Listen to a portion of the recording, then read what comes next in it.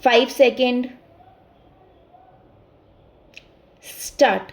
Sir, the budget has been variously described and criticized as one that increases the burden of the common man, one which gives concessions to the rich and encourages foreign investments. I agree, sir, that it is all this and much more, but it certainly is not a highwayman's budget.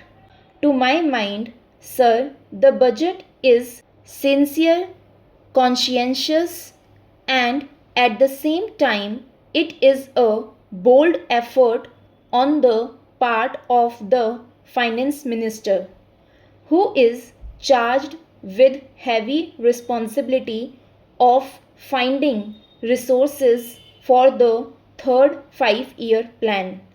This plan, to my mind, sir, is not at all ambitious in view of our needs. It may be looked upon as a rather heavy demand, but looking to our needs, it is not very ambitious. Sir, the fact that even the considerations of the coming general elections could not deselect the finance minister from the course which seemed to him necessary and proper should earn him the appreciation of every right thinking man. The common man's interest, as I said, is nearer to our hearts than perhaps some others can claim, or at least it is equally nearer to us.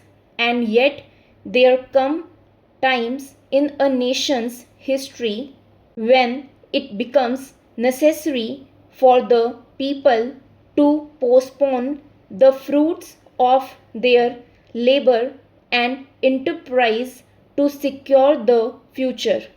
Here also, sir, opinions may differ. According to the Communist Party, such a time came during the last Great War when they were exhorting people, the common people, to contribute their full might to the war effort.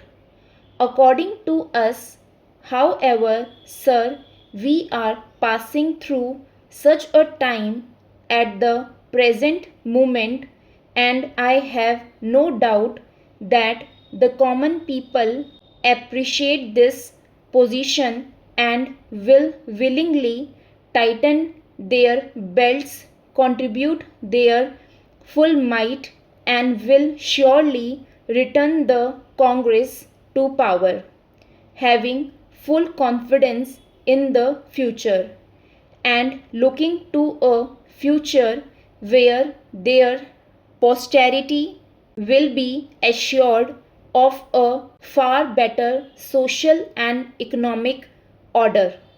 Who, sir, does not sympathize with the difficulties of the common man? As a matter of fact, most of us come from that class, and I am sure the finance minister would have liked to do away with some of the levies. None would have been happier if he could have done without these new levies, but there are certain very imperative limitations. We are passing through a critical period. Sir, it may not be necessary to continue these levies for a long time. Rather, I am inclined to think that before long it may be possible to give up some of them at least. I have very valid reasons to think so. Our public undertakings are coming to their own, and some of our important irrigation and power projects have just been completed.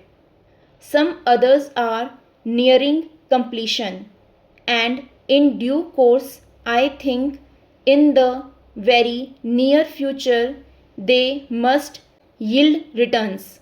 This will go a long way to lighten the burden of the common man.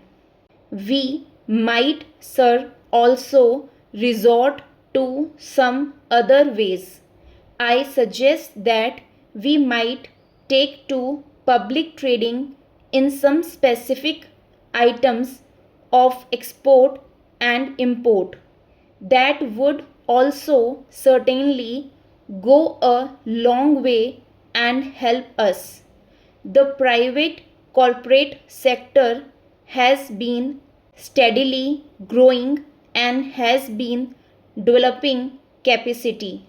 It is sure to benefit from all these present concessions and develop greater capacity. This sector must come forward to meet new demands for taxation in the future. I agree that so far as indirect taxation is concerned, it has reached the saturation point, but the corporate sector, growing as it is in strength, in vitality, and incapacity, will not, I am sure, shirk its responsibility to contribute to the common fund. I wish, sir, the committee which had been appointed to go into where the additional national income had gone had entered upon its labors a bit earlier and had made its findings available to us. I do not want to state its findings, but I have a feeling that the committee, when it concludes its labors, will come to the conclusion that a major portion of this additional national income has gone into the pockets of a comparatively small number of men, small number of individuals, and it is they who must in future contribute their share to the country's taxation needs, because the profits they have earned are not all due to their own efforts and enterprise only. To a very large measure, they are the result of the economic policies of the government, and due to certain other circumstances to which they did not contribute anything. Therefore, there is ample justification for the two taxes, the capital gains tax and the excess profits tax. I need not go in detail into all the reasons that my honorable friend has explained earlier so lucidly, but I must say that I entirely agree with them all.